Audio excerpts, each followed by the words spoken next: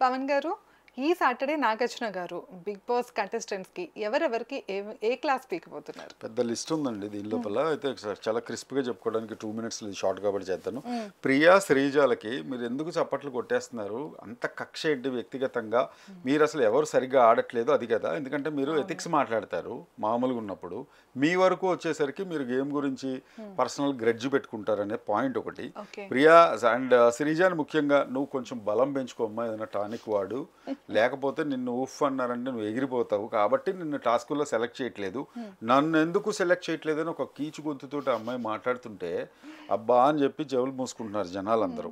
ఇది నెంబర్ 1. రెండో పాయింట్ ఏంటంటే రీతు అమ్మ ఇదమ్మా నీ నిజస్వరూపం అని డైలాగ్ ఉంటుంది రామ్ చరణ్, ఇదయ్యా నువ్వు అని ప్రకాష్ రాజ్ని అంటాడు. అలాగే ఇదమ్మా నువ్వు డెమాన్ని, ఆ డెమాన్ అంటే ఏంటంటే మామూలు జనరల్గా నాకు తెలిసి దయ్యం. నువ్వు దయ్యాన్ని సెలెక్ట్ చేసి ఒక డెమాన్ను ఒక కెప్టెన్ని చేసావు కదా.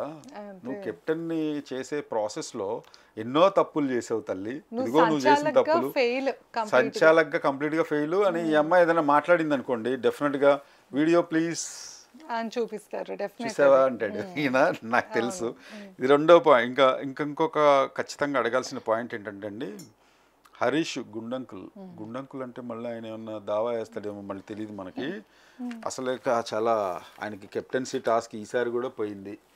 ఎవరో ఒక పొలిటికల్ లీడరు అస్తమానం ఓడిపోయాడంట. ఎన్నిసార్లు కరీంనగర్లోనే ఎక్కడో ఎన్నిసార్లు చేసినా డిపాజిట్ కూడా ఉండేది కాదు. ఈయన కూడా అంతే, ఎన్నిసార్లు కెప్టెన్ అవుదాం అనుకున్నా ఆయనకి రాదు, ఆయన ఆట ఆడలేడు.